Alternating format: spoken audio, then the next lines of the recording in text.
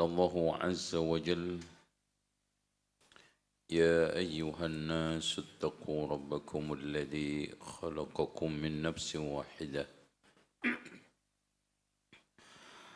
وخلق منها زوجها وبث منهما رجالا كثيرا ونساء واتقوا الله الذي تساءلون به والأرحام إن الله كان عليكم رقيبا وقال عز وجل يا أيها الذين آمنوا اتقوا الله حق تقاته ولا تموتن إلا وأنتم مسلمون وقال تبارك وتعالى يا أيها الذين آمنوا اتقوا الله وقولوا قولا سديدا يصلح لكم أعمالكم ويغفر لكم ذنوبكم ومن يطع الله ورسوله فقد فاز فوزا عظيما فإن خير الحديث كتاب الله وخير الهدي هدي محمد صلى الله عليه وسلم وشر الأمور محدثاتها وكل محدثة بدعة وكل بدعة ضلالة وكل ضلالة في النار. Alhamdulillah, rencana bedah buku tentang rokok terwujud hari ini. Mudah-mudahan kita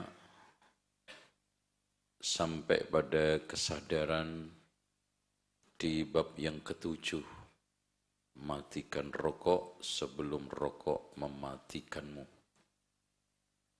Itu yang kita inginkan.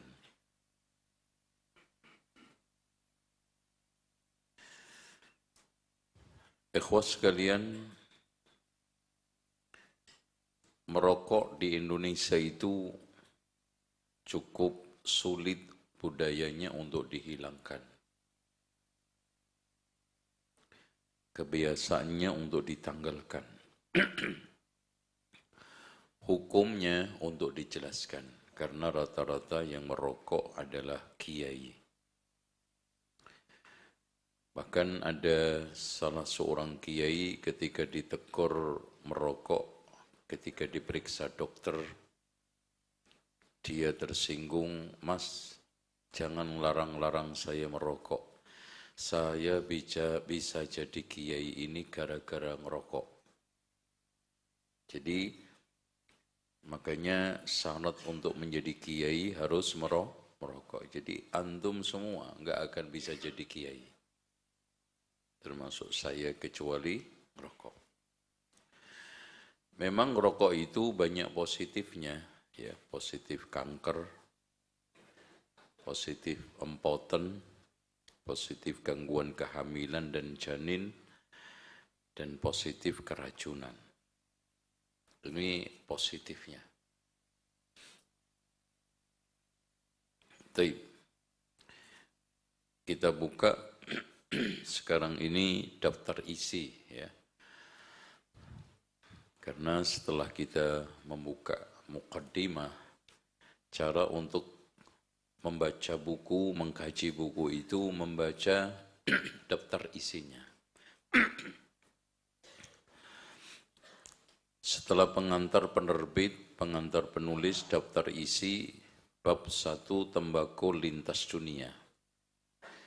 Ini sejarah tumbuh kembang tembakau.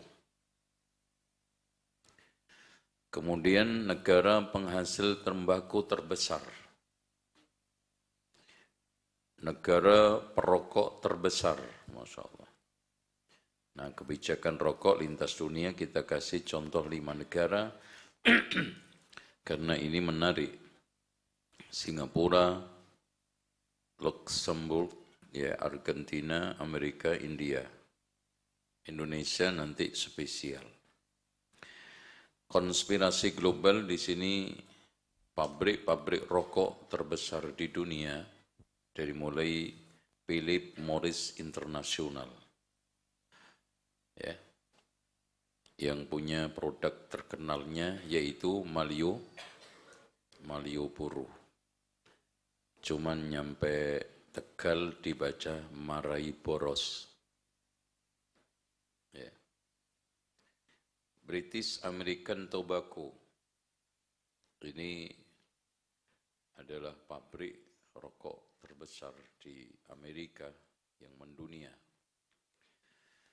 China, Japan Tobacco dan juga China National Tobacco.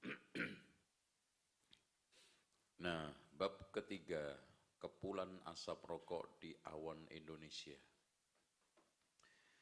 Ini sejarah tembakau di Indonesia, penemuan kretek di Indonesia.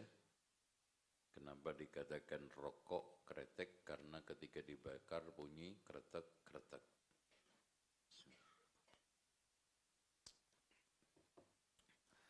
Kebiasaan merokok bangsa Indonesia, kebijakan tembakau di Indonesia, raksasa rokok Indonesia.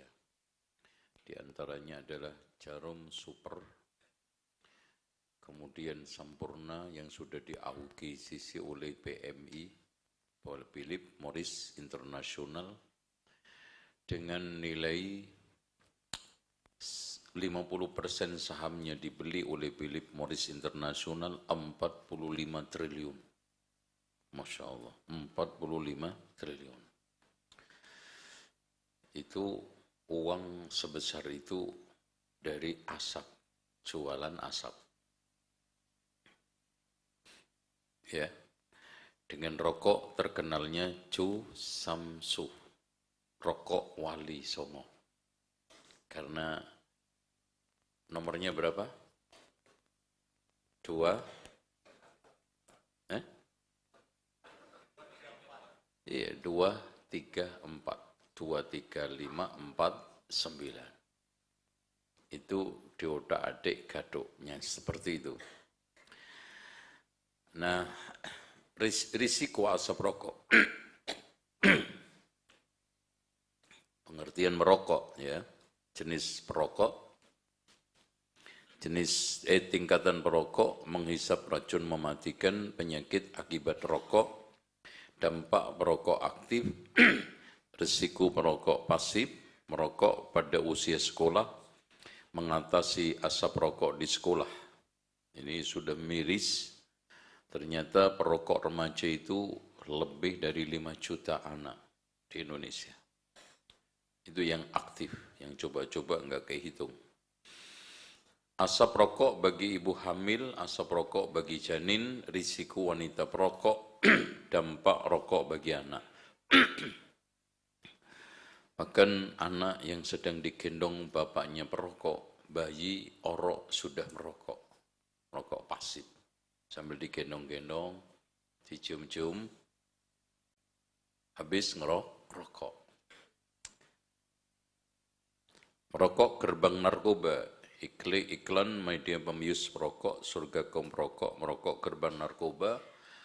Kenapa? Karena sudah dikeluarkan fatwa oleh MK bahwa merokok itu termasuk zat aditif yang mengandung pembiusan, ketagihan.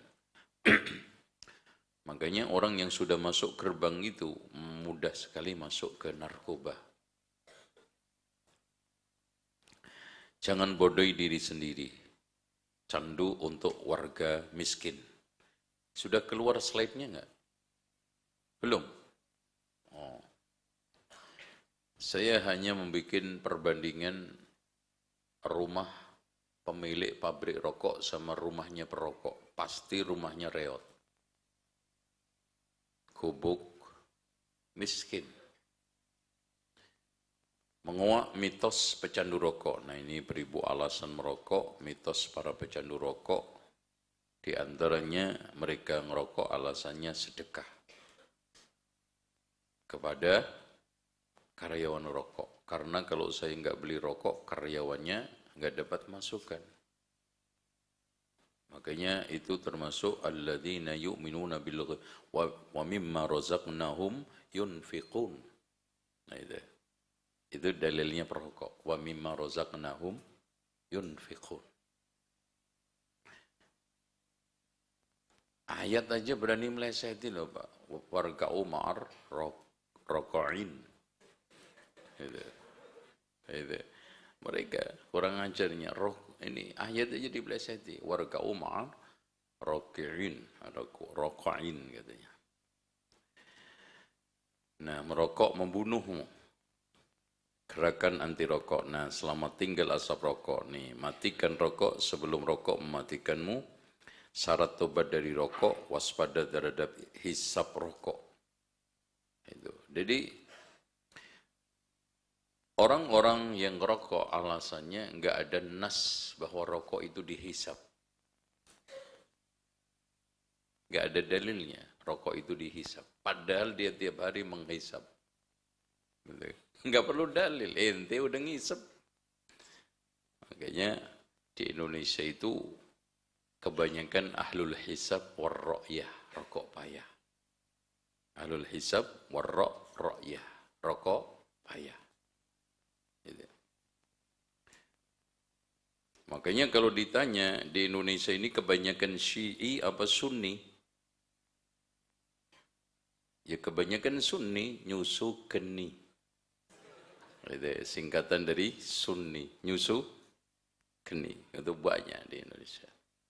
Sunni itu, kelompok Sunni itu.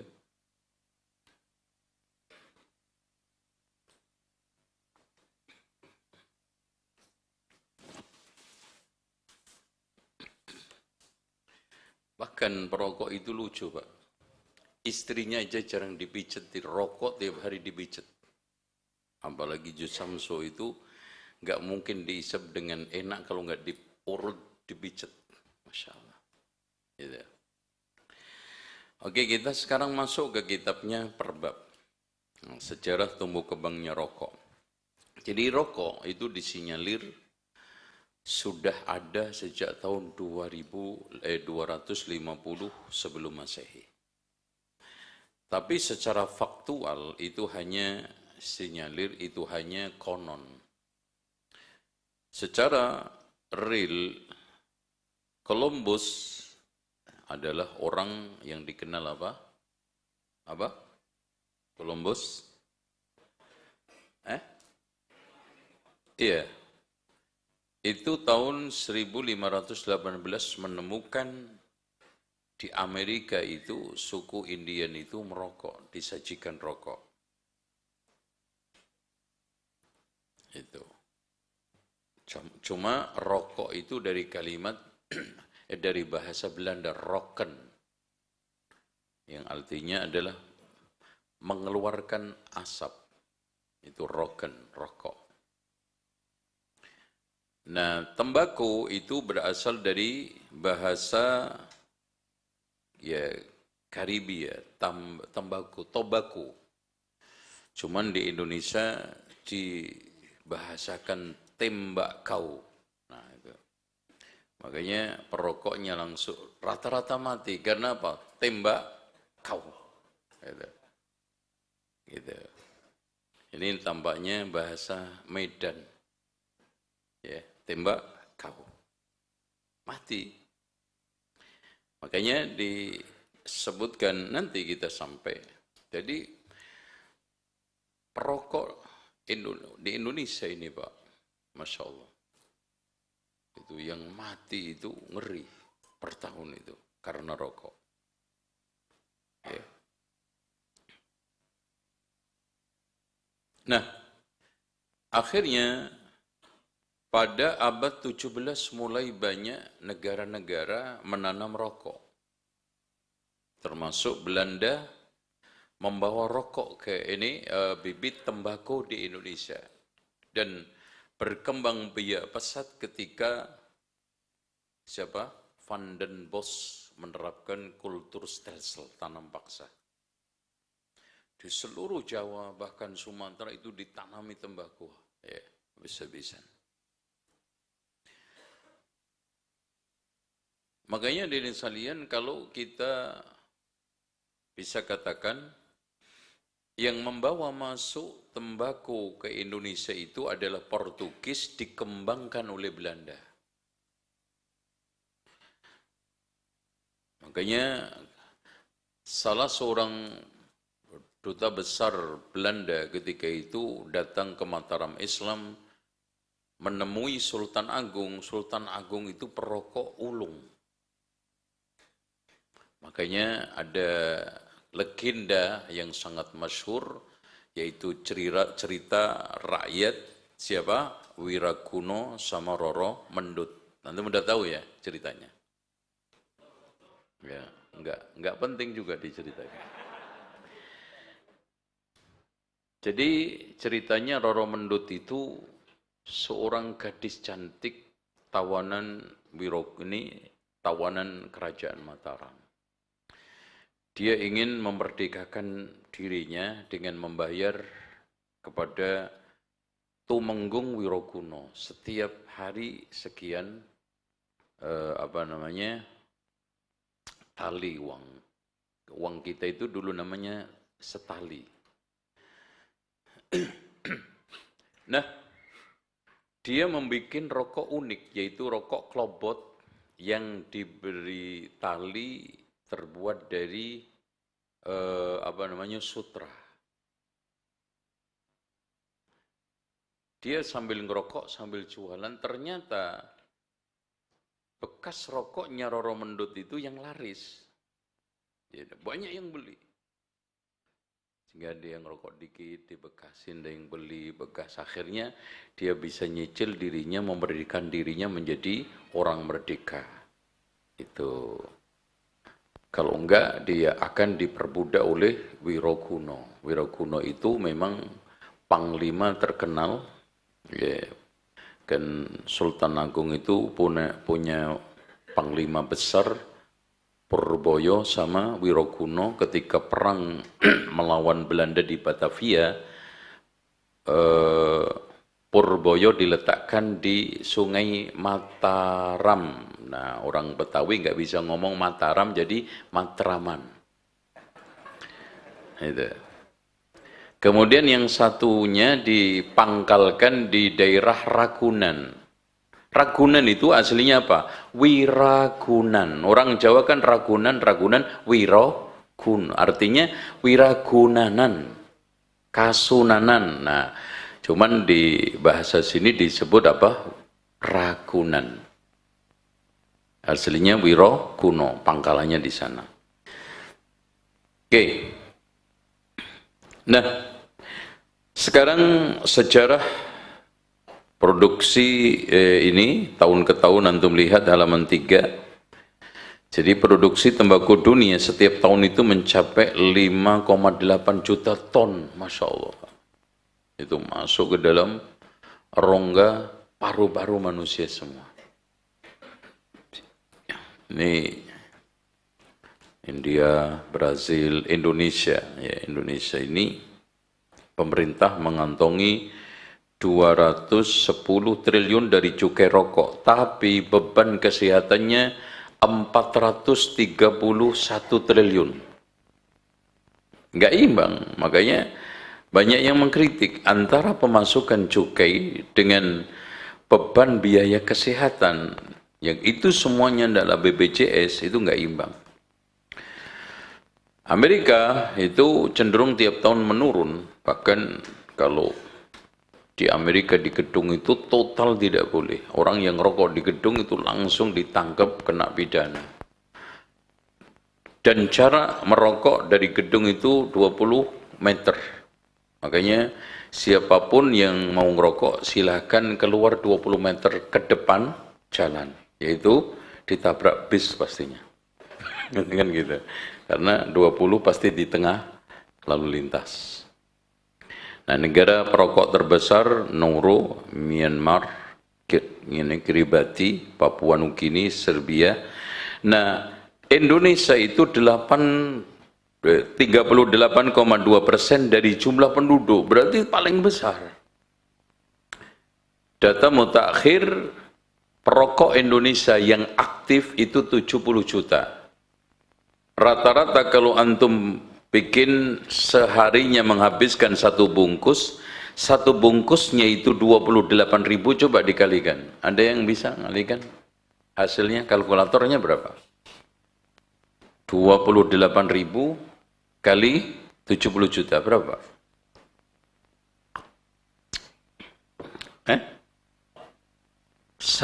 2 triliun satu hari. 1,9 triliun satu hari. Itu kalau mereka nggak ngerokok, Masya Allah, rumah sakit gratis, pendidikan gratis. Coba bayangkan Pak, makan bergizi gratis, itu anggaran 1 tahun berapa? Berapa? Aduh nggak nyambung. Mas, ini Abang Madura gimana? Berapa? Anggaran berapa? Kemarin kalau jadi 25 juta, turun 15, turun 10. Itu cuman 200 triliun, kurang masih. Coba. Kalau mereka itu berhenti merokok 1 bulan aja, udah cukup. Cukup. Atau 2 bulan, Masya Allah. Nah, kebijakan rokok lintas ini, Singapura ini negara paling ketat di dalam membuat aturan merokok, tapi pemasukan dia devisanya banyak dari rokok.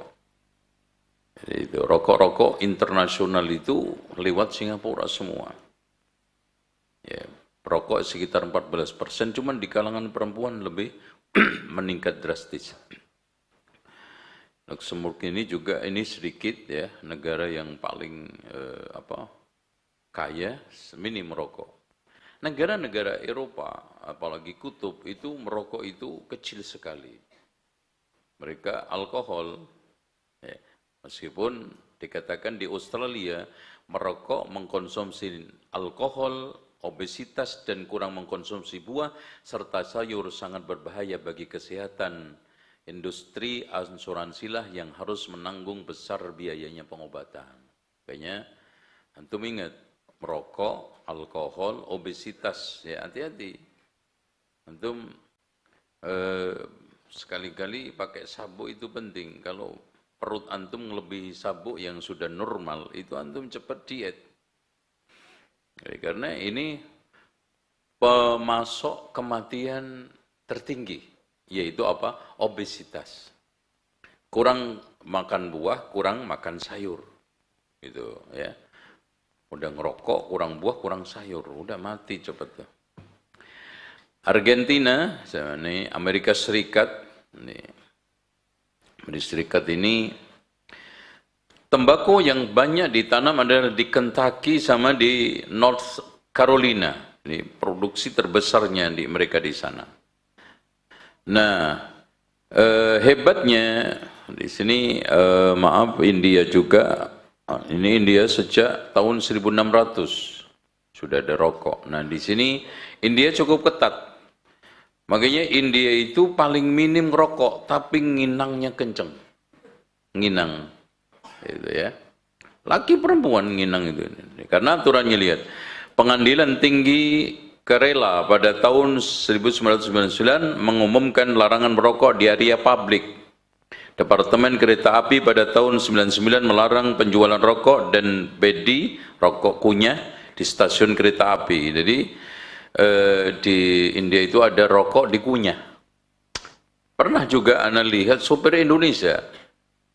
Jadi karena mungkin pahit kali mulutnya, nggak ngerokok di bis AC, jadi rokok itu dimakan Pak. Masya Allah, kaget saya Pak, Dracula aja nggak berani, ini merokok. Dan lihat aja, Pak, dimakan Pak, nyantai aja, dimakan Pak, dibuang itu aja, itunya, filternya. Gitu. Pada tahun 2001, Mahkamah Agung India mengumumkan larangan merokok di area publik. Departemen Kereta Api pada tahun 2001 memperlakukan larangan penjualan kuota di stasiun kereta api, tempat terbuka, pusat pemesanan tiket.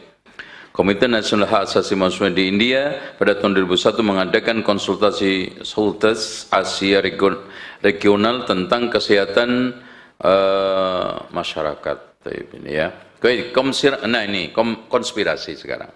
Bab 2. Kita baca pelan-pelan biar antum ngantuk. Philip Morris International ini, Pak, brand rokok putih paling terkemuka. Cabangnya di seluruh dunia itu kurang lebih 180 negara yang memiliki tahun 2010 itu 70.000 karyawan.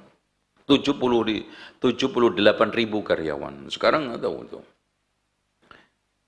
Dan semuanya dijual di luar negeri. Termasuk perusahaan inilah yang mengakuisisi apa? Sampurna itu. Sampurna. Nah, pada tahun 2006 pemasukan PMI berkisar 831 miliar dolar. Hampir 1 triliun dolar. Allahu Akbar. Coba. IHBS nanam saham ke sini bagus kayaknya. Jadi dulu sebetulnya awalnya milik pribadi, kemudian sahamnya go public sehingga dimiliki 50% Amerika, 50% Inggris. Bahkan pada tahun 1999 PMI diakuisisi oleh pemerintah Amerika secara keseluruhannya dan mendirikan pabrik di Virginia, dan produk pertama kali yang digulirkan apa? Marlboro. Itu iklannya cukup, dan aku adalah saksi hidup akan hal itu. Masya Allah. Itu McLaren. Itu gayanya yang Masya Allah eksotik, naik kuda sambil ini ya. Itu. Ini Pak ya.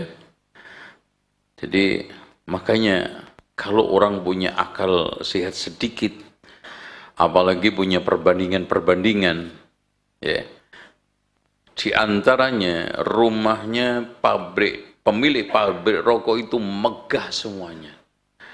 Rumahnya perokok rata-rata reot, gubuk.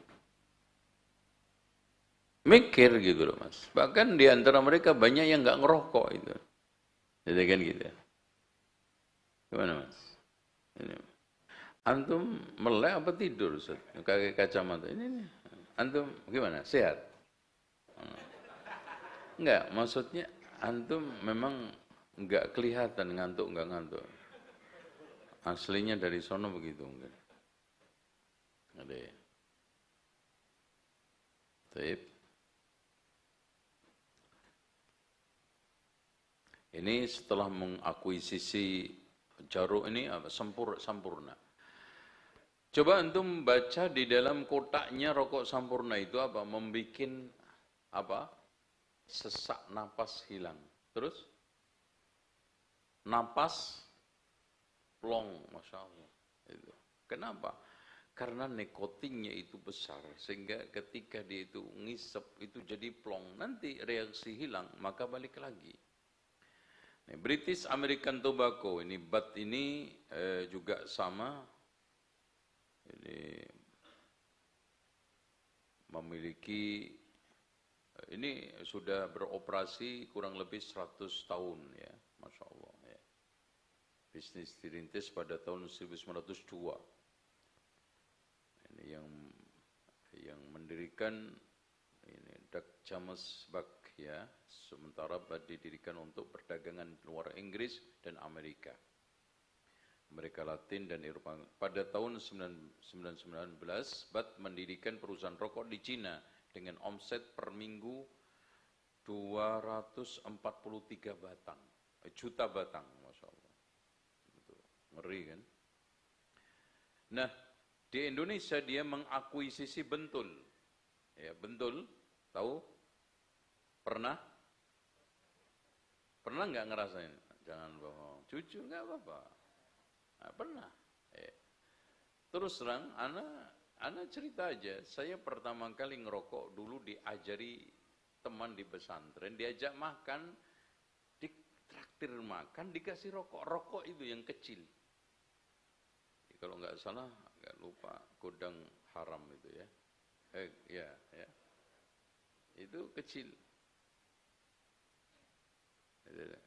Kasih Pak, enak. Terus nanti ditingkatkan Jarum Super, meningkat terus. Akhirnya beli sendiri. Sampai akhirnya kecanduan. Itu. Terus bentul. Ya. Tapi mungkin cinta pertama itu yang sulit untuk dilupakan. Ngerokok apa aja itu kayaknya nggak enak kecuali Jarum Super. Jarang di rumah, suka pergi. Nah itu. Habis setelah itu saya daftar di Libya Pak. Melihat pengumuman itu anak masuk ke gedung itu ngerokok saya. Ngerokok. Saya ditegur sama senior saya. Antum ngerokok nggak bakal diterima. Khalli wali. Apa urusan ente? Subhanallah. Untung diterima. Ya Allah, ingat banget itu. Kan dulu kontraknya di Matraman, gedungnya di Salimba, itu nyebrang kan pakai itu apa? Penyeberangan jembatan itu. Di situ ngerokok sampai tempat pendaftaran sambil ngerokok, ngelihat alhamdulillah diterima. Subhanallah, itu kenangan dulu. Setelah mengambil alih Bentul, BAT ini meraup keuntungan 4 miliar. Subhanallah. 4 miliar. Di Indonesia tok itu Pak, 4 miliar. Ini duit patungan antum-antum yang rokok. Itu. Japan Tobacco membubuhkan keuntungan bersih 1,67 miliar. Cina National Tobacco ini lagi mengerikan. Ya, ini di Cina dan menyuplai 1,7 triliun batang rokok untuk 350 juta perokok di Cina. Jadi perokok di Cina itu jumlahnya 50 juta orang. Setiap tahunnya pemerintah Cina melalui Cina National Tobacco menyuplai 1,7 triliun batang rokok. Masya Allah. Itu kalau dibuat untuk nguruk IHBS nggak kelihatan. Masya Allah. Apalagi diuruk di IHBS terus dibakar langsung. Kayak apa itu Pak? Itu kalau dibakar langsung. Masya Allah.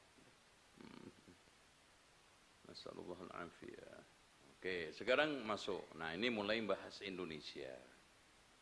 Jadi kita tahu tadi intinya bahwa tembakau itu bukan tanaman indigenous alias bukan tanaman asli Indonesia. Dibawa pertama kali oleh Portugis, kemudian dikembangbiakkan oleh Belanda di Indonesia, terutama pada saat kultur stelsel. Makanya menurut Tom Raffles, kebiasaan merokok diperkenalkan oleh orang Belanda tahun 1601 Masehi. Ditinjau dari kata rokok dalam bahasa Indonesia yang berasal dari bahasa Belanda, roken. Nah, gitu. Roken. Terus ini cerita tentang Sultan Agung itu merokok. Nah, penemuan kretek ini. Jadi punya cerita. Kalau di Amerika dulu disinyalir sebagai penyembuh penyakit migrain, cuman mereka itu cara ngerokoknya lucu, disenggokkan ke hidung, bukan mulut. Makanya banyak yang mati. Mati. Jadi belum tahu caranya. Terus kemudian, dihisap lewat mulut juga kena. Akhirnya hidung mulut. Nah kalau ini di Indonesia, ceritanya ada seorang haji namanya Jamhari. Haji Jamhari ini kena penyakit asma. Kemudian ketika kumat dia itu ngeledes itu apa ya? Ngunyah cengkeh. 1, 2, kok enak. Akhirnya cengkeh itu dirajang. Kadang dicampur teh, kadang dikunyah. Kemudian akhirnya punya ide, wah ini dicampur tembakau bagus nih. Akhirnya dia rajang, dicampur tembakau dikit, dilinting, diisep. kok enak ya dadanya plong jadinya. Akhirnya kemana-mana masyhur rokok, khasiat rokoknya Haji Jamhari untuk menyembuhkan dada sesak dan penyakit asma. Banyak yang pesen akhirnya. Secara amatiran dibikinin, pesen bikinin terus. Walhasil dia sudah mulai, Masya Allah, pesanan banyak, mati ini si Haji Jamhari.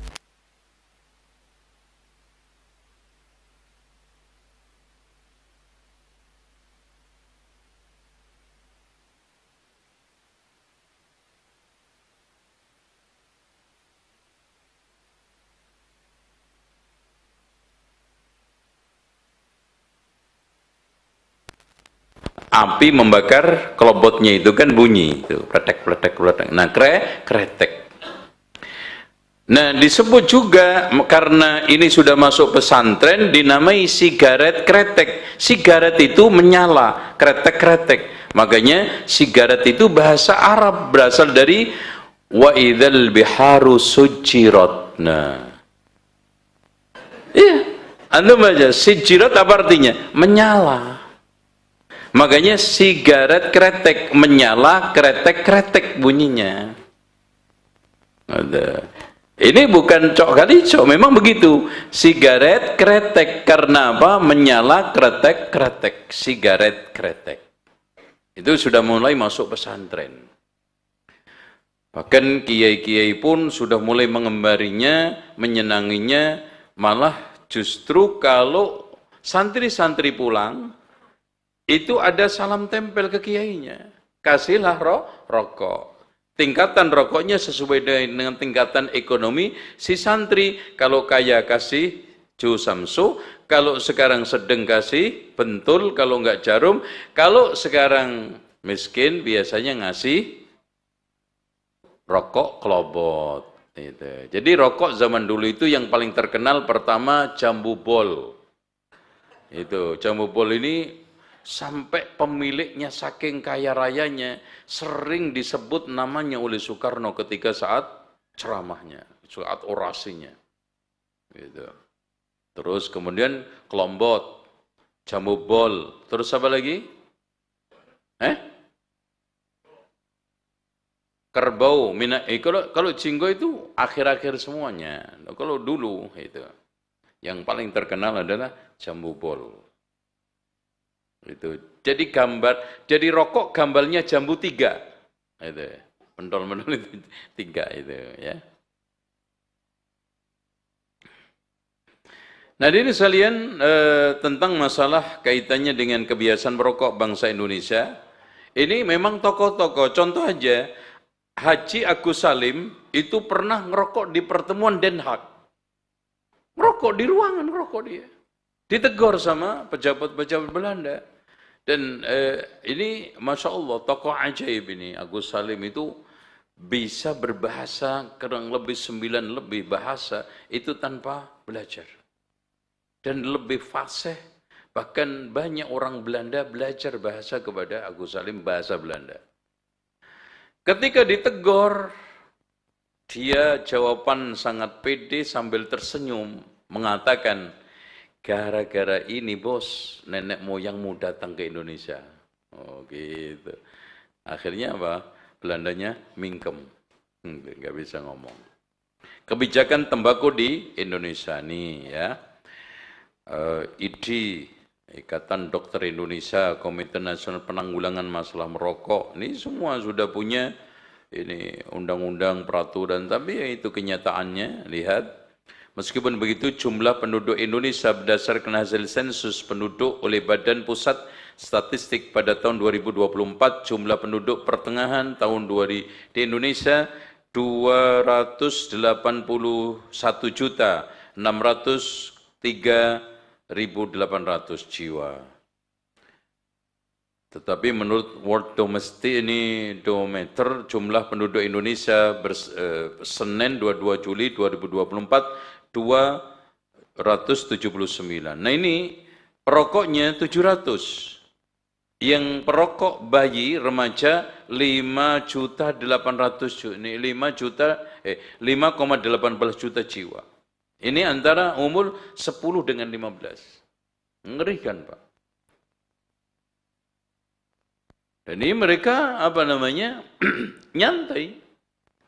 Dan mereka sangat rakus. Kenapa? Mereka nggak ada merasa kerja, uang tinggal minta bapaknya. Itu. Makanya di sini cara untuk menghentikan berdasarkan survei, pengaruh utama rokok adalah orang tua sama teman, maka tidak ada cara menghilangkan kecuali apa? Orang tuanya. Menghentikan. Tidak sedikit gara-gara orang tua, Pak. Dari mulai bayi digendong orang tuanya sambil ngerokok. Dan orang Indonesia itu paling tidak tahu tempat ngerokok. Coba, sambil gendong anak ngerokok, sambil jualan goreng nasi ngerokok. Coba bayangkan, sambil ambil bumbunya, habis itu ngerokok. Itu kan rasanya apa itu kira-kira? Sambil jualan cilok, bakso, jumput bumbunya sambil ngerokok. Coba itu. Enggak sehat banget. Tuh.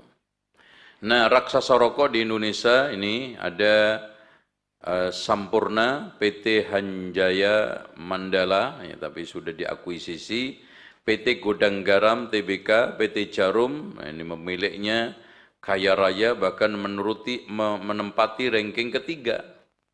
Itu. Nah, tadi sudah saya sampaikan ada yang diakuisisi semua. Ya. Nah, PT Jarum, pemiliknya ada Robert Budi Hartono dan Michael Bambang Hartono menduduki posisi ketiga terkaya di Indonesia. Dan ini adik kakak ini 34. Tuh, Masya Allah. Ini gara-gara sodakoh jariyah antum. Antum yang rokok itu kan setiap hari sodakoh. Gitu. Ikhwas sekalian, nih sekarang risiko asap rokok. Antum lihat halaman 29. Bagi sebagian orang perokok adalah segala-galanya, bahkan lebih penting daripada makanan. Ya, mereka itu belum makan, belum minum, rokok dulu pagi-pagi. Makanya istilah mereka pagi-pagi melek itu yang dipikirkan bukan sholat, bukan ini, yang penting qalu, ngerokok dulu. Ya kalau qalu Rabbuna berdoa, ini enggak qalu ngerokok dulu, Masya Allah. Mereka tidak tahu atau pura-pura tidak tahu kalau sebatang rokok mengandung hampir 4.800 zat kimia berbahaya. Yang paling mematikan vinil klorida, plastik, karbon monoksida, asap knalpot. Jadi sama aja orang yang merokok itu menghisap sebagian asap knalpot.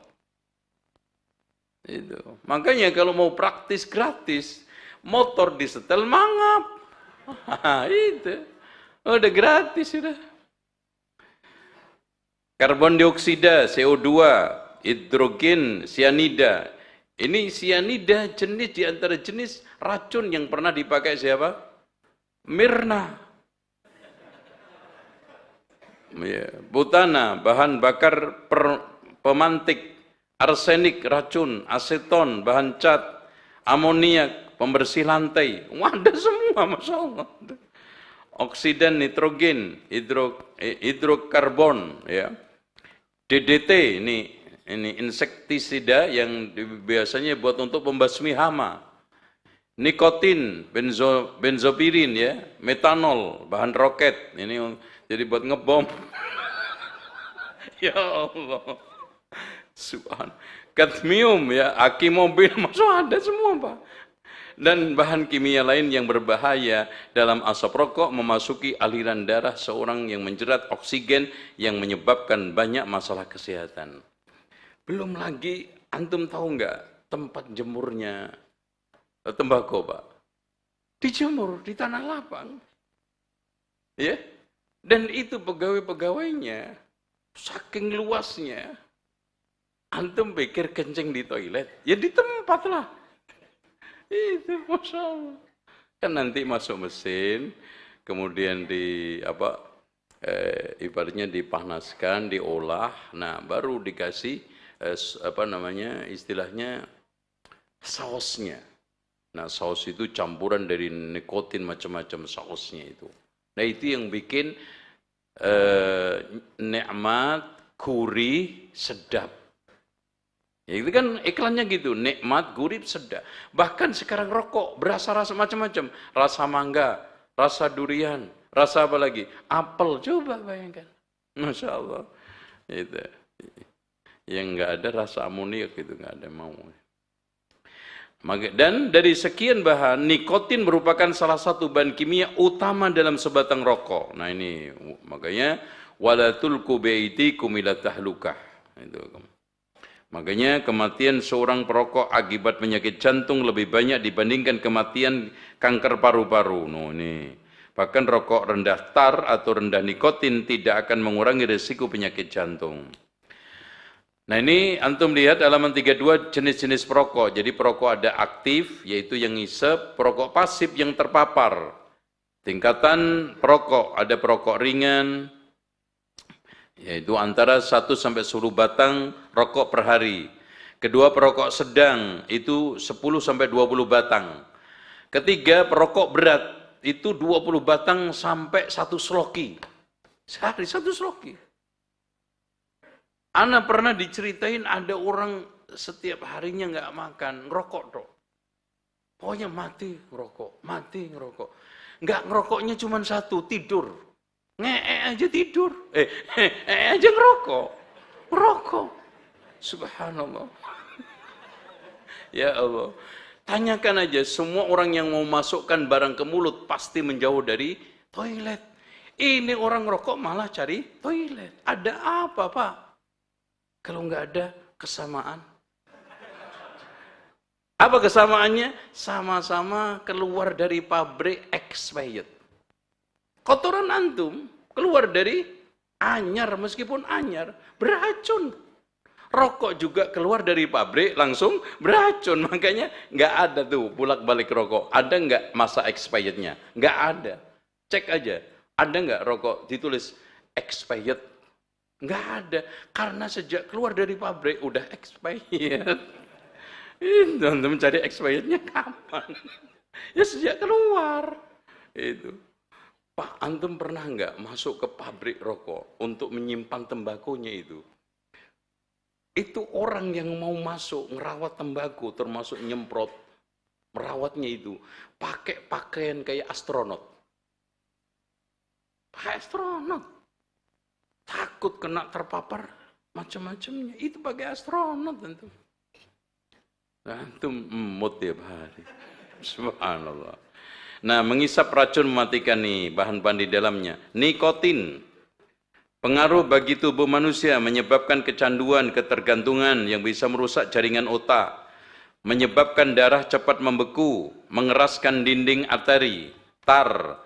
Nah ini bahannya adalah pengaruh bagi tubuh, membunuh sel dalam saluran darah, meningkatkan produksi lendir di paru-paru, menyebabkan kanker paru-paru, karbon monoksida. Pengaruhnya mengikat hemoglobin sehingga tubuh kekurangan oksigen, menghalangi transformasi dalam darah. Zat karsinogen, pengaruh bagi tubuh, memicu pertumbuhan sel kanker dalam tubuh. Zat iritan, pengaruh bagi tubuh, mengotori saluran udara dan kantong udara dalam paru-paru, menyebabkan batuk-batuk. Makanya rata-rata orang yang rokok itu selalu terpingkal-pingkal. Karena kedorong terus. Nah, penyakit yang diakibatkan merokok nih. 1, kanker. Halaman 37. Diketahui sekitar 90% kasus kanker baru diakibatkan oleh rokok. Hal ini dikarenakan asap rokok akan masuk secara inhalasi ke dalam paru-paru, jadi otomatis. Kanker kandung kemih. Nah, makanya rata-rata perokok itu di akhir hayatnya kena kanker kandung kemih. Jadi itu, Masya Allah, nanti kencing aja, netes aja. Terus kanker payudara, ini terutama wanita-wanita yang perokok. Kanker serviks. Sekitar 30% kematian akibat kanker serviks disebabkan oleh merokok. Kanker kerongkongan, ini sekitar 80% kasus kanker esofagus karena rokok. Kanker pencernakan, biasanya usus, ya, lambung dan yang kanker ginjal. Nah, kanker mulut, sariawan aja terus. Terus kanker tenggorokan, serangan jantung. Nah, penyakit jantung koroner, PJK nih. Ini sebagian besar penyakit jantung koroner disebabkan oleh rokok dan akan memburuk jika memiliki penyakit lain seperti diabetes mellitus. Dan seterusnya, ini penyakit paru obstruktif kronis, impotensi. Nah, ini silakan bagi yang ingin impoten, ya, tidak gairah halnya, silakan merokok. Ya. Gangguan medis lain. Nah, dampak perokok aktif ini, masya Allah. Nih. Perokok aktif akan terjangkit kanker pundi kencing, kanker perut, kanker usus, kanker rahim, kanker mulut, kanker esofagus, kanker tekak, kanker pankreas, kanker payudara, kanker paru-paru, penyakit saluran pernapasan, kerontokan rambut, stroke, pengeroposan tulang, dan yang dikenal dengan osteoporosis. Makanya saya katakan merokok itu banyak positifnya. Positif tadi macam-macam. Risiko perokok pasif ini, penyakit yang sangat mungkin menyerang perokok pasif secara umum, lihat halaman 43. Meningkatnya risiko kanker paru-paru dan serangan jantung. Meningkatnya risiko penyakit saluran pernapasan seperti radang paru-paru dan bronkitis. Iritasi pada mata yang menyebabkan rasa sakit dan pedih. Kehilangan pendengaran lebih awal dibanding orang yang tidak terkena asap rokok. Menyebabkan kanker kulit, bersin dan batuk-batuk karena alergi. Sakit pada tekak, esofagus, kerongkongan dan tenggorokan. Sakit kepala sebagai reaksi penolakan nikotin. Nih. Nah, perokok usia sekolah ini ngeri ya. Padahal di undang-undang anak itu dibolehkan merokok setelah 18. Di sini yang umur 10 bahkan umur 5 tahun sudah ada yang merokok. Itu ya. Merokok.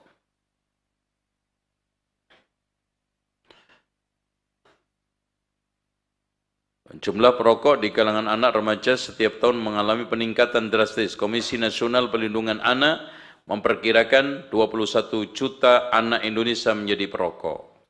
Ini tadi yang pasif, yang aktif ya. Mengatasi asap rokok di sekolah ini, ikhwan, ya.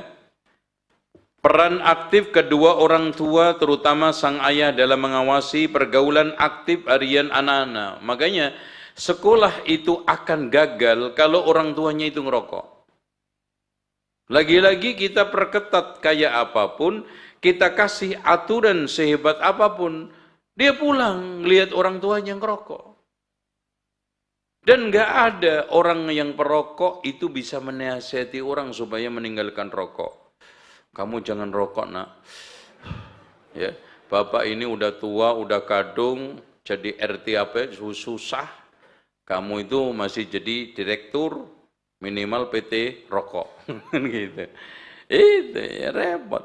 Penanaman nilai-nilai agama sejak usia dini, terutama tentang akidah akhlak. Sekolah harus tegas membebaskan lingkungan sekolah dari rokok. Nah ini Pak, tolong diperhatikan. Baik guru, karyawan, orang tua maupun orang yang berkunjung ke sekolah harus dilarang merokok. Dan merokok harus bisa menjadi teladan. Dan mereka harus bisa menjadi teladan. Sangat aneh jika siswa dilarang merokok, tapi guru atau karyawannya merokok. Ini kontradiktif. Ya. Makanya saya sejak bedah buku ini, saya akan membuat aturan karyawan baru. Jadi yang merokok langsung SP3. Ya. Nanti rokok di sekolah SP3, ngerokok di wilayah kerja IHBS SP2, ngerokok di luar itu nasihat.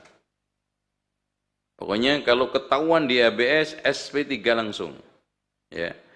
Insya Allah nanti pas permusker kita buat aturan itu. Karena saya enggak mempertimbangkan profesional di atas moral, enggak. Kegiatan yang melibatkan anak muda, terutama pelajar harus dilarang keras menggunakan sponsor dari perusahaan rokok. Orang tua tidak boleh merokok dan berhenti merokok supaya dicontoh oleh anak-anaknya. Mendorong anak-anak untuk mengikuti kegiatan yang positif di waktu luang yang ada, seperti kursus komputer, pesantren kilat, olahraga, dan yang lainnya. Menggalang dukungan dari warga sekolah untuk menciptakan lingkungan tanpa asap rokok. Memberi penyuluhan tentang manfaat dari tidak merokok kepada seluruh siswa. Lebih bagus lagi memberi sanksi tegas kepada para perokok dan melarang siswa merokok bukan alasan ekonomi tetapi alasan kesehatan dan masa depan. Mengajak anak ke tempat kajian, berkunjung ke orang soleh ya untuk diberi nasihati ya. Asap rokok bagi ibu hamil nih, resikonya nih, kesulitan dalam melahirkan, pendarahan dalam proses melahirkan, lepasnya plasenta bayi secara dini, kekurangan oksigen bagi bayi, penyempitan pembuluh darah akibat nikotin yang berdampak gangguan bicara dan gangguan kemih, keguguran janin, bayi terlahir cacat 30% lebih tinggi, kematian janin dalam kandungan, pendarahan dari ari-ari, dan berat badan berkurang 20%. Makanya banyak sekarang anak-anak terlahir bermasalah. Itu karena apa? Saya temukan perempuan Indonesia ini lebih aktif merokok. Contoh, pernah saya di salah satu bandara itu delay, Pak. Saya nyari tempat istirahat semuanya perokok. Apalagi area no, ini smoking. Ya. Dipelesetin sama ada ormas no smoking. Berarti harus smoking. Itu. No smoking, gitu. Harus ngerokok itu. Asap rokok bagi janin nih, janin masalah dan penyakit pernapasan, mengganggu perkembangan kecerdasan, gangguan telinga, leukemia, kanker otak 22%, cepat lelah, sindrom kematian secara mendadak. Ini anak-anak yang ibunya merokok. Risiko wanita perokok nih. Melemahkan gairah seksual, risiko mandul, lebih dini melahirkan, prematur, keguguran, serangan jantung, gangguan pernapasan, rambut rontok, pengeroposan tulang, dan yang lainnya. Dampak rokok bagi anak-anak nih. Ini Masya Allah ya. Data dari SKI 2023 menunjukkan kelompok usia 15-19 tahun merupakan kelompok perokok terbanyak, 56%, 56,5%, diikuti oleh usia 10-15, 18% sekian. Sementara itu, data Global Youth Tobacco Service, GYTS, ini kalau sebelumnya, kalau dewasa GATS ya, itu bahwa menunjukkan prevalensi perokok pada anak sekolah usia 13-15 tahun meningkat 18,3%. Dan tahun 2016 menjadi 19,2%. Ngeri, Pak.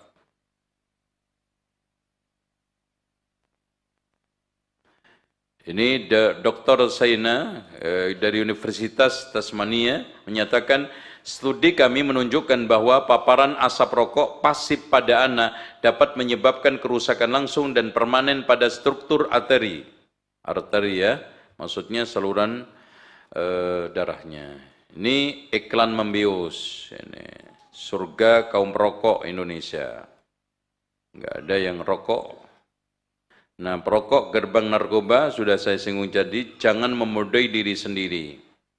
Ini antum baca.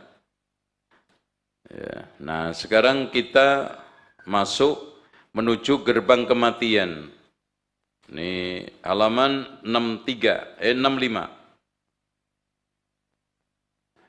Ketagihan tembakau, mudah tersinggung dan marah, cemas, gelisah, serta gangguan konsentrasi. Makanya perokok itu, kalau sudah pengen rokok, ketagihan tembakau, mudah tersinggung, marah. Bahkan ya sampai marahnya, mendingan gue kehilangan istri daripada kehilangan rokok. Gitu, sampai begitu. Cemas dan gelisah, makanya ada sesuatu yang hilang. Nah kalau sudah ngerokok, tenang. Itu. Makanya perokok itu nggak bisa jihad. Baru perang berjalan setengah jam, pengecut itu. Mundur ketembak. Itu, aduh, nggak fokus. Jangan-jangan temannya sendiri yang ditembak. Tidak dapat diam dan tidak bisa tenang. Nyeri kepala dan mengantuk, gangguan pencernakan. Tapi kalau sudah ngerokok, cereng lagi.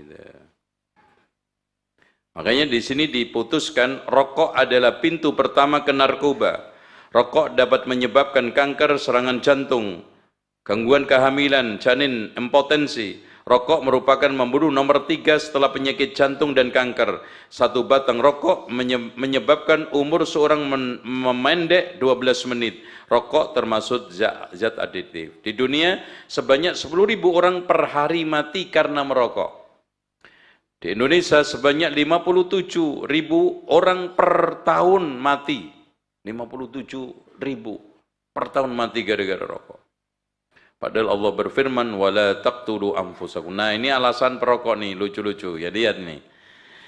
Alasan para perokok nih, termasuk mungkin yang ada di sini yang masih ngerokok. Mereka berceloteh bahwa merokok bagian dari iman, termasuk ibadah, karena membeli rokok sama hanya berinfak wa mimma razaqnahum yunfikun.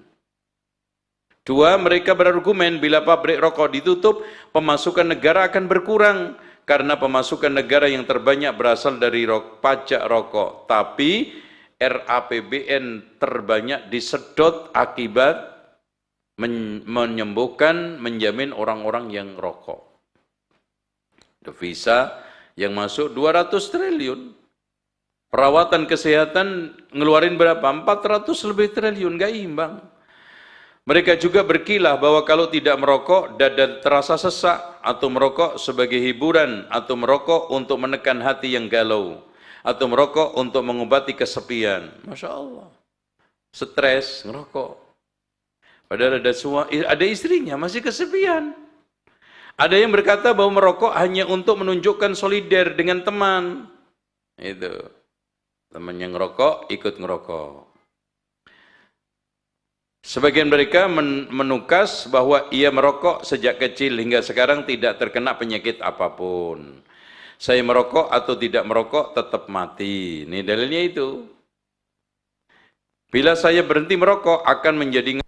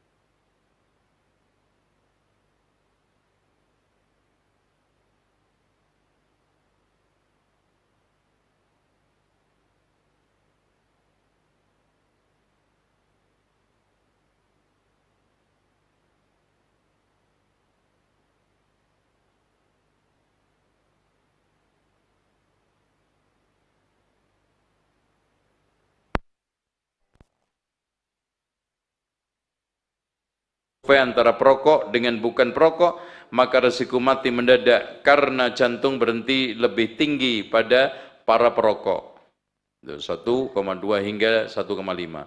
Kebanyakan penderita kanker paru-paru meninggal dunia di Amerika, dan menurut hasil penelitian 80% hingga 85% akibat merokok. Penderita kanker pankreas dari 900 orang per tahun, 1950 meningkat menjadi 23, Masya Allah. Ini gerakan anti rokok. Menurut Global Adult Tobacco Service, ya, ini 60,9% pria. Coba dibaca sendiri. Nah, ini syarat tobat. Oke, waspada terhadap hisap rokok. Nah, ini nanti antum dihisap, ya, agar tidak kecanduan rokok. Solusinya itu langkah cerdas berhenti merokok. Ini terakhir. Habis itu saya akhiri dengan pembacaan Tuhan 9 senti berkepala api, puisi yang ditulis oleh Taufik Ismail. Nah, tipnya mengingat terus-menerus bahaya rokok. Sambil kalau bisa ditempelin di kamar-kamar dimanapun. Dulu saya berhentinya, setiap mata saya bisa melihat, maka saya tulis merokok mematikanmu. Merokok menyebabkan kanker di pintu dimanapun. Buatlah jurnal harian untuk berhenti merokok. Ya. Pertama, antum hirup-hirup rokok, ya, tapi nggak dinyalain. Tirup aja begini. Habis itu antum ganti benda mirip rokok, tapi bukan rokok. Di mut-mut. Gitu. Habis itu kudaman macam-macam, insya Allah berhenti. Ada yang berhenti lebih praktis lagi, antum mut yang ada apinya. Nah, itu pasti berhenti antum. Kalau nggak berhenti keterlaluan. Nauzubillah itu. Ya. Teguhkan hati dan yakinkan diri untuk meninggalkan rokok. Ini yang penting, keyakinan. Idzil fatah hasba' diqadihi rufi wa kullu man lam ya'taqid lam yantafi'. Nggak yakin, nggak akan bisa meninggalkan. Buatlah nota peringatan merokok membunuhmu yang gede. Syukur disertai gambar. Katakan pada diri Anda, aku bukan perokok. Buktikanlah pada hari ini Anda tidak merokok. Dapatkan dukungan kuat dari orang-orang sekitar Anda. Makanya jangan kalau antum proses meninggalkan rokok, sementara tinggalkan teman-teman majelis syuro, majelis suka rokok.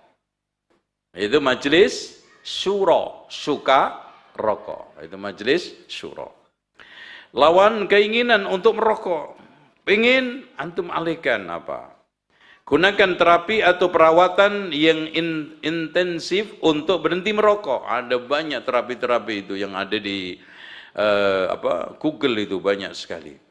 Selama 40 hari pikirkan, petakan, diskusikan, kerjakan, biasakan dan budayakan untuk tidak merokok. Insya Allah lolos. Tobat tahu nasuha dan meninggalkan rokok ikhlas karena Allah. Ini yang paling penting itu. Terus menerus mengingat manfaat besar tidak merokok. Bersabar dan berjuang untuk melawan keinginan untuk kembali merokok.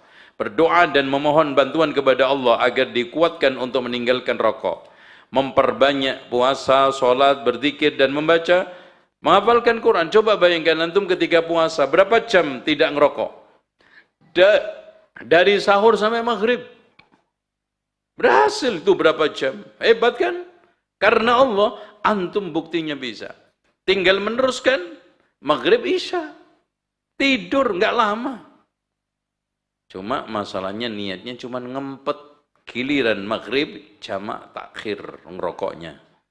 Oh, itu kalau ada rokok panjangnya semeter dibeli itu. Dikasih cengkal apa? Itu pakai alat selfie itu. Nah, itu kan gitu, Masya Allah. Jauhi material yang terkait dengan rokok seperti korek api, asbak, itu jauhkan. Coba betapa ngenesnya Pak. Seorang istri punya suami merokok, habis ngerokok nyium istri kayak ditapar asbak rokok. Ya Allah, ngenes tuh istri. Cuman nggak ada pilihan. Buatlah sebuah harapan dan target dalam sebuah catatan pribadi. Setiap kali merasa menyerah pada godaan, buka kembali catatan pribadi itu. Berpikir positif, bertindak arif. Hindarilah lingkungan yang memicu Anda untuk merokok. Gantilah kebiasaan merokok dengan benda mirip rokok yang mempunyai manfaat seperti siwak, pensil, udah.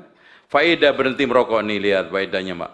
Terhindar dari racun yang berbahaya, melindungi diri, keluarga, dan orang lain dari bahaya merokok, menjadi teladan yang baik untuk anak-anak antum, dapat meningkatkan kecerdasan, memiliki tubuh yang sehat, meningkatkan indera rasa dan penciuman, gigi lebih putih. Ini Masya Allah, giginya mangkak. Itu. Yang putih apa? Mukanya. Karena apa? Karena sudah kekurangan darah oksigen. Ya, dapat mengenyahkan budaya mubazir. Dana kesehatan negara yang harus dibayar lebih efisien, membuat lingkungan rumah, sekolah, kantor, pasar, ruang rapat, dan tempat ibadah lebih bersih dan sehat. Beribadah lebih khusyuk dan beramal soleh berpahala besar, karena merokok sulit untuk mendapatkan kesempurnaan dalam beribadah. Mendapat kecintaan Allah, para malaikat, dan seluruh manusia. Coba bayangkan Pak, malaikat itu terganggu dari orang yang habis makan bawang putih, bawang merah. Sekarang saya tanya, mana yang lebih bau? Orang makan bawang putih 1 kilo ke masjid dengan rokok. Dan gak ada ceritanya orang yang sekali makan bawang merah 1 kilo kecuali kuda lumping. Itu masih bau perokok Pak. Itulah, Masya Allah. Mendapatkan pujian sanjungan orang-orang sekitarnya, menyelamatkan jutaan nyawa yang menjadi korban asap rokok, meminimalisasi terjadi kebakaran dan pencemaran udara. Ini ya. Nah sekarang perhatikan, saya tutup dan nggak ada pertanyaan karena jelas. Indonesia surga luar biasa ramah bagi perokok. Tapi tempat siksa tak tertahankan bagi orang yang tak merokok. Di sawah petani merokok, di pabrik pekerja merokok, di kantor pegawai merokok, di kabinet menteri merokok, di reses parlemen anggota DPR merokok, di Mahkamah Agung yang bergaung toga merokok, Hansip Bintara Perwira nongkrong merokok. Di perkebunan pemetik buah kopi merokok, di perahu nelayan penjaring ikan merokok, di pabrik petasan pemilik modalnya merokok, di pekuburan sebelum masuk kubur orang merokok. Nah, itu. Indonesia adalah semacam Firdaus Jannatun Naim, sangat ramah bagi perokok, tapi tempat siksa kubur hidup-hidup bagi orang yang tak merokok. Di balik pagar SMU, murid-murid mencuri-curi merokok. Di ruang kepala sekolah ada guru merokok, di kampus mahasiswa merokok, di ruang kuliah dosen merokok, di rapat POMG, sekarang komite orang tua murid merokok, di perpustakaan kecamatan ada siswa yang bertanya, apakah ada buku tuntunan tata cara merokok? Di angkot kijang penumpang merokok, di bis kota sumpek yang berdiri, yang duduk orang bertanding merokok. Di loket penjualan karcis orang merokok, di kereta api penuh sesak orang festival merokok. Di kapal penyeberangan antar pulau penumpang merokok, di Andong Jogja kusirnya merokok, sampai kabarnya kuda Andong minta diajari pula merokok. Negeri kita ini sungguh nirwana kayangan bagi dewa-dewa bagi perokok. Tapi tempat cobaan sangat berat bagi orang yang tak merokok. Rokok telah menjadi dewa berhala, Tuhan baru diam-diam menguasai kita. Di pasar orang merokok, di warung Tegal pengunjung merokok, di restoran, di toko buku orang merokok, di kafe, di diskotik para pengunjung merokok. Bercakap-cakap kita jarak setengah meter tak tertahankan asap rokok.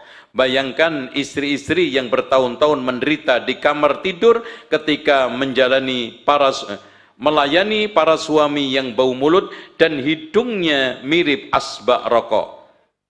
Duduk kita di tepi tempat tidur ketika dua orang bergumul saling menularkan HIV AIDS sesamanya, tapi kita tidak ketularan penyakitnya. Duduk kita di sebelah orang yang dengan cueknya mengepulkan asap rokok di kantor atau di stopan bus, kita ketularan penyakitnya. Nikotin lebih jahat penularannya ketimbang HIV. Indonesia adalah surga kultur pengembangbiakan nikotin paling subur di dunia. Dan kita yang tak langsung menghirup sekalipun, asap tembakau itu bisa ketularan kena. Di puskesmas pedesaan, orang kampung merokok. Di apotek yang antri obat merokok. Di pantai pijat tamu-tamu disilahkan merokok. Di ruang tunggu dokter pasien merokok. Dan ada juga dokter-dokter merokok. Istirahat main tenis, orang merokok. Di pinggir lapangan voli, orang merokok. Menyandang raket badminton, orang merokok. Pemain bola PSSI sembunyi-sembunyi merokok. Panitia pertandingan balap mobil, pertandingan bulu tangkis, turnamen sepak bola, mengemis-ngemis, mencium kaki sponsor perusahaan rokok. Di kamar kecil 12 meter kubik, sambil orang goblok merokok. Ini benar nih, antum baca aja. Di dalam lift gedung 15 tingkat dengan tak acuh orang goblok merokok. Di ruang sidang ber-AC penuh dengan cueknya pakai dasi orang-orang goblok merokok. Indonesia adalah semacam Firdaus Jannatun Naim, sangat ramah bagi orang perokok, tapi tempat siksa kubur hidup-hidup bagi orang yang tak merokok. Rokok telah menjadi dewa berhala, Tuhan baru diam-diam menguasai kita. Di sebuah ruangan sidang ber-AC penuh duduk sejumlah ulama terhormat merujuk kitab kuning dan mempersiapkan sejumlah fatwa. Mereka ulama ahli hisab, hasaba yuhasibu hisaban, bukan ahli hisab falak, tapi ahli hisab rokok. Di antara jari telunjuk dan jari tengah mereka terselip berhala-berhala kecil 9 cm panjangnya, putih warnanya, kemana-mana dibawa dengan setia, satu kantong dengan kalung tasbih 99 putirnya. Mengintip kita dari balik jendela ruang sidang, tampak kebanyakan mereka memegang rokok dengan tangan kanan. Cuma sedikit yang memegang dengan tangan kiri. Inikah gerangan pertanda yang terbanyak kelompok ashabul yamin? Dan sedikit golongan yang ashabus shimal? Asap rokok mereka mengepul-ngepul di ruangan AC penuh itu. Mamnu'ut tadkhin ya Ustadz, la tashrabud dukhon ya Ustadz. Kiai, ini ruangan ber-AC penuh. Hazihil ghurfah mamnu'u mali'atun bi al-mukayyif al-hawa'i. Kalau tak tahan, di luar itu sajalah merokok. La taqtulu anfusakum min fadlik ya Ustaz. 25 penyakit ada dalam khomer diharamkan. 15 penyakit ada dalam daging khinzir babi, daging babi diharamkan. 4.000 zat kimia beracun ada pada sebatang rokok, patutnya rokok diapakan? Tak perlu dijawab ya Ustadz.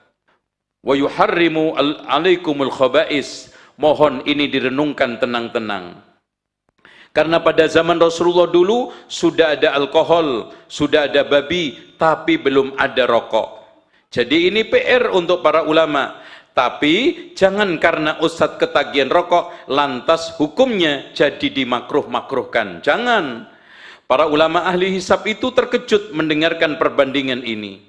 Banyak yang diam-diam membunuh Tuhan-Tuhan kencil yang kepalanya berapi itu, yaitu ujung rokok mereka. Kini mereka berpikir, biarkan mereka berpikir, asap rokok di ruangan ber-AC itu makin pengap dan ada yang mulai terbatuk-batuk. Pada saat saja ini dibacakan malam hari ini, sejak tadi pagi sudah 120 orang di Indonesia mati karena penyakit rokok. Korban penyakit rokok lebih dahsyat ketimbang korban kecelakaan lalu lintas. Lebih gawat ketimbang bencana banjir, gempa bumi, dan longsor. cuma setingkat di bawah korban narkoba. Pada saat saja ini dibacakan, berhala-berhala kecil itu sangat berkuasa di negeri ini.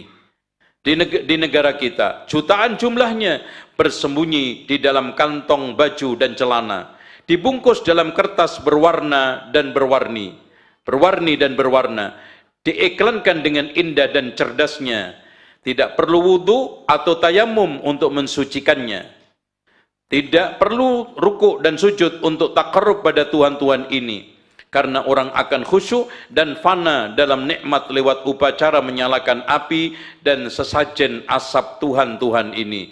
Rabbana, beri kami kekuatan menghadapi berhala-berhala ini. Wallahu a'lam bishawab. Ini akhirul kalam. Mudah-mudahan puisi ini bisa antum baca nanti di kebun-kebun. Itu kurma di kebun-kebun, di kandang-kandang kebu, karena biasanya perokok itu nyari kandang kebu, kandang sapi, itu jadi sedep. Nah, itu sambil dibaca puisi ini cukup menarik. Wallahu a'lam bishawab. Saya kira itu, insyaallah hadirin sekalian yang dirahmati oleh Allah, saya akhiri sekian saja, dan insyaallah nanti pertanyaan atau apapun bisa ditulis nanti. Kalau ada suasana lebih fokus, lebih luas, silakan bertanya. Tapi sebetulnya ini nggak perlu ditanyakan, tapi perlunya diamalkan. Yang sudah berhenti dari merokok, jaga, karena bisa aja kumat lagi. Yang belum berhenti, baca terus dan renungkan sampai Anda bisa berhenti. Karena untuk menghilangkan pengaruh nikmatnya rokok butuh 7 tahun, pengaruhnya narkoba 13 tahun. Jadi kalau belum 7 tahun Pak, itu masih, kalau diingatkan rokok ini, itu masih ingat.